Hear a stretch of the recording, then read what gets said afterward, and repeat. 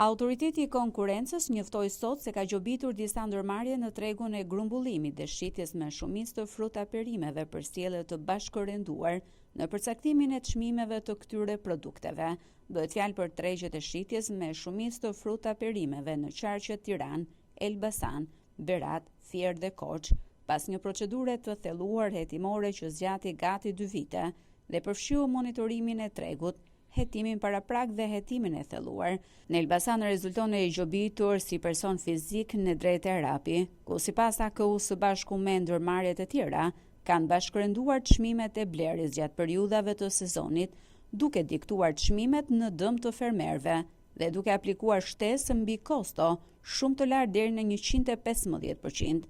Sipas autoritetit, kjo sjellje është cilësuar si shkelje rënd, për të cilën komisioni ka vendosur gjobat deri në 0.15% të xhiros së vitit financiar paraardhës. Hetimi i thelluar tregoi se disa grumbullues fal fuqisë së tyre negociuese kishin krijuar një situatë ku fermerët shpesh përballeshin me çmime të diktuara e të koordinuara, dyert të mbyllura për negocim, varësi të tepruar nga pakëblerës, presione për uljen e çmimeve dhe shlyerje të vonuara të pagesave. Megjithëse gjobiten 6 ndërmarrje, sipas këtij institucioni efekti i vendimit shtrihet në të gjithë tregun kombëtar, sepse sjell qartësi mbi praktikat e ndaluara, vendos standarde të reja për transparencën e çmimeve, synon disiplinimin e tregut të fruta perimeve dhe nxit konkurrencën e ndershme për të gjithë aktorët.